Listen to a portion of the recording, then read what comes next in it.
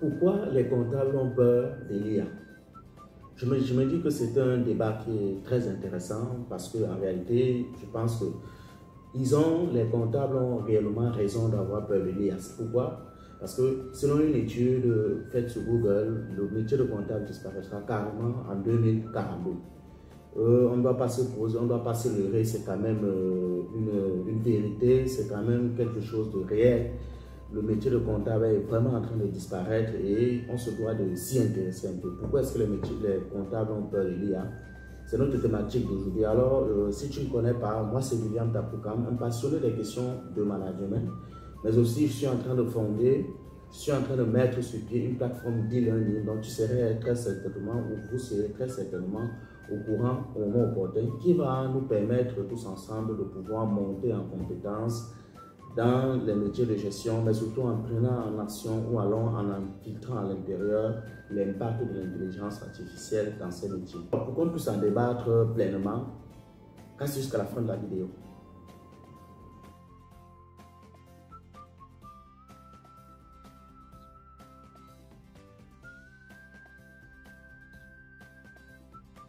Je disais donc qu'il m'arrive lorsque je suis en train de discuter avec certains collègues, il en ressort que beaucoup de collègues ou alors les comptables ont réellement peur de l'IA, de l'intelligence artificielle.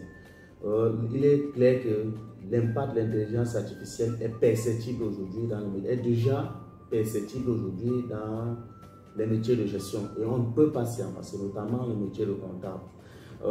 À l'époque où il y a quelques années, à quoi renvoyaient les tâches de comptable? C'était la saisie des factures, la saisie des TVA, la saisie des factures, la saisie des TVA, l'imputation dans les comptes. D'ailleurs, il se dit que pour être bon comptable, il faut savoir mettre dans le compte qu'il faut, ce qu'il faut. C'est une parole un peu péjorative, mais il en demeure moins que c'est quand même la vérité. On ne peut plus donc aujourd'hui, plusieurs années après, renvoyer les tâches de comptable juste à cela parce qu'il y a certaines intelligences artificielles qui font déjà carrément cette tâche-là. Aujourd'hui, on en est arrivé au point où on peut scanner une facture et que l'intelligence artificielle passe l'écriture elle-même. Du coup, le comptable devient, on peut dire, obsolète. On ne peut pas se leurrer. Le monde est en train d'évoluer et même les métiers vont aller avec. Prenons juste les programmes d'études dans nos universités. Lorsqu'on parle de comptabilité, je pense que dans cette filière, on ne voit pas uniquement la comptabilité, on voit la finance, on voit la fiscalité, on voit le contrôle de gestion.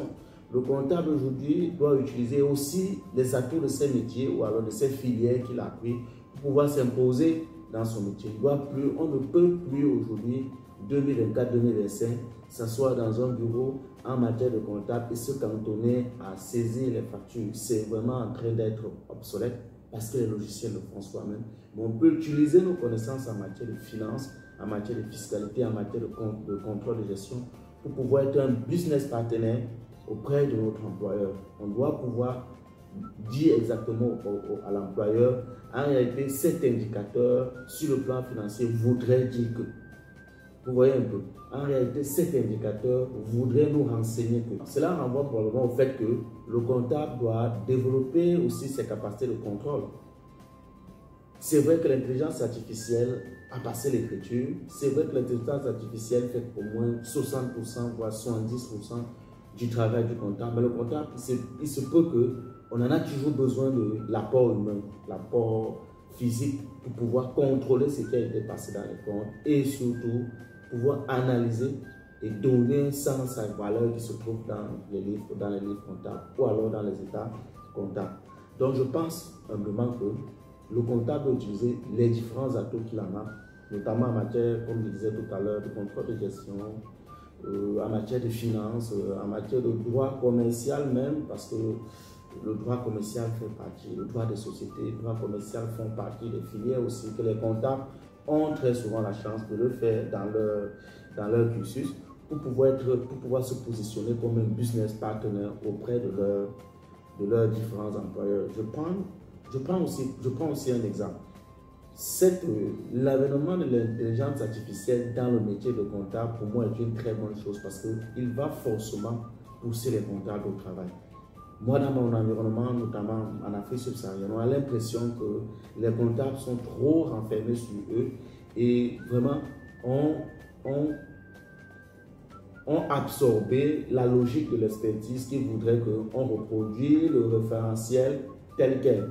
Alors qu'aujourd'hui, ce qui bat son plan dans le monde, c'est l'ingénierie. Comment pouvoir utiliser la loi de manière optimale afin de permettre à son entreprise de faire des gains financiers ou des gains procéduraux.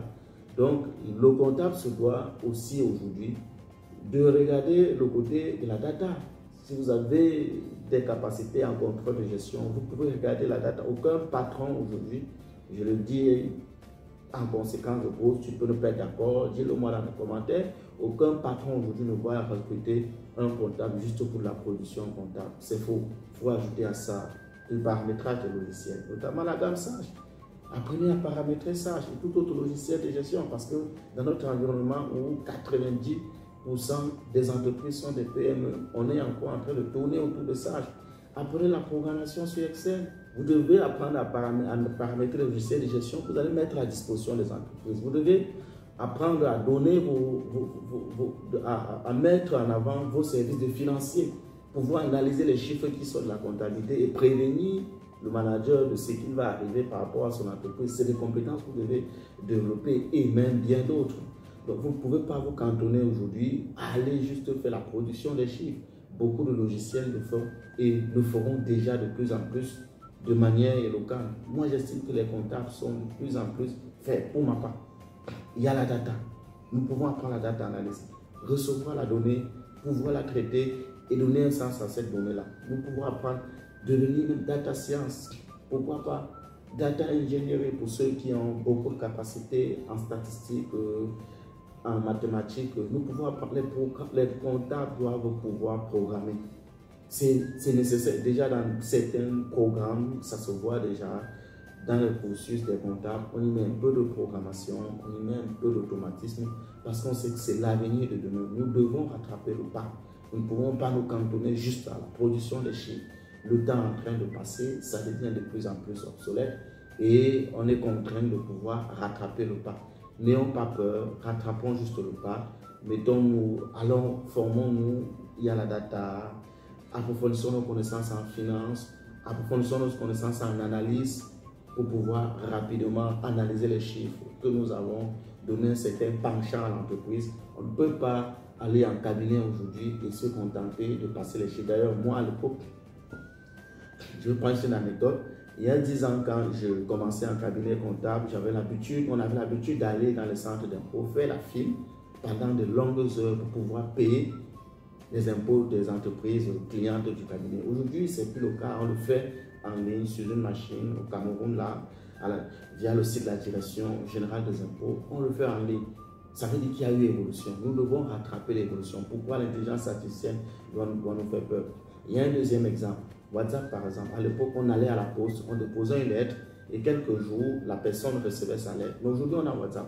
De manière instantanée, on a la messagerie qui passe.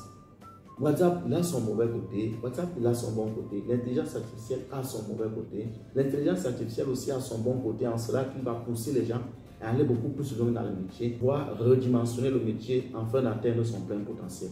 Donc, c'est ça mon analyse par rapport à cela. Nous ne devons pas avoir peur de l'intelligence artificielle. Le métier va être en train de disparaître, mais je pense qu'on en aura beaucoup besoin en matière de contrôle. En matière de contrôle et même dans beaucoup d'autres secteurs, il suffit d'être éloquent et de suivre la tendance, surtout en prenant le bon côté des choses. Alors, dis-moi dans les commentaires ce que tu penses de ça. Tu peux ne pas être du même avis que moi, c'est légitime. Discutons dans les commentaires, surtout. Restons aux aguets. On se voit la prochaine vidéo. Merci.